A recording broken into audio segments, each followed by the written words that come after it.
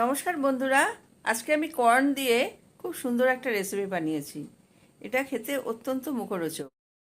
এই রেসিপি বানাতে যে যে উপকরণগুলো লেগেছে সেগুলি হলো কর্ন আর চিংড়ি মাছ। এছাড়া নিয়েছি পেঁয়াজ পাতা, ক্যাপসিকাম, রসুন আর শুকনো লঙ্কা। ভুট্টায় প্রচুর পুষ্টিগুণ আছে, যা হজম শক্তিকে বৃদ্ধি করে, হৃদরোগের ঝুঁকি কমায় আর চোখের স্বাস্থ্যের উন্নতি করে। এর সাথে রোগ প্রতিরোধ ক্ষমতাও বৃদ্ধি করে। বাজারে প্যাকেটে করে কর্ন পাওয়া যায়, আর যদি না পাওয়া যায় কচি ভুট্টা ভাপিয়ে নিলেও চলবে। কর্ন ভাপিয়ে নিলাম আর চিংড়ি মাছ হালকা ভেজে নিলাম। চিংড়ি মাছ তুলে নিয়ে ওই তেলে রসুন কুচি দিলাম। রসুনটা হালকা ভিজে ওর মধ্যে একটা শুকনো লঙ্কা ছিঁড়ে দিয়ে দিলাম। শুকনো লঙ্কা থেকে যখন ভাজা ভাজা গন্ধ বেরোবে, এর মধ্যে আমি দিয়ে দিলাম সরু করে কাটা ক্যাপসিকাম। এবার ক্যাপসিকাম আমি হালকা করে ভেজে নিচ্ছি। মিনিট দুয়েক ক্যাপসিকাম আমি ভেজে নিয়েছি। এরপর দিয়ে দিলাম পেঁয়াজ পাতা। পেঁয়াজ পাতা দিয়ে আবার খানিকটা হালকা ফ্রাই করে নিচ্ছি।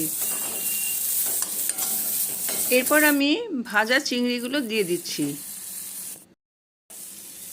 চিংড়ি মাছ দেওয়ার পর আমি সবার সাথে ভালো করে মিশিয়ে নিচ্ছি। এরপর দিয়ে দিচ্ছি ডার্ক সয়া সস। তারপর দিয়ে দিলাম ঘরে তৈরি টমেটো সস।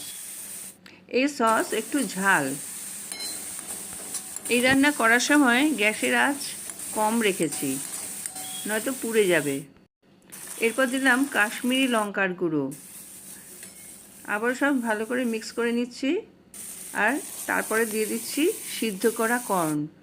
এরপর দিলাম স্বাদ মতো লবণ। এবার কর্নের সাথে সমস্ত মশলা খুব ভালো করে মিশিয়ে নিচ্ছি। বেশ কিছুক্ষণ আমি এভাবে রান্না করে নিলাম। কর্ন রান্না তৈরি হয়ে গেছে। এবার নামাবার একটু আগে আরও কিছু পেঁয়াজ পাতা দিয়ে দিলাম। এই রান্নার স্বাদ ব্যালেন্স করার জন্য আমি অল্প একটু মধু দিলাম। আবারও সব কিছু ভালো করে মিক্স করে নিচ্ছি। এবার নামিয়ে আমি এটা পরিবেশন করব। এই রেসিপির স্বাদ কিন্তু অপূর্ব হয়। আর হাতের কাছে সব যদি উপকরণ থাকে, তাহলে গেস্ট আসলে খুব কম সময়ে এটা বানিয়ে তাকে দেওয়া যায়।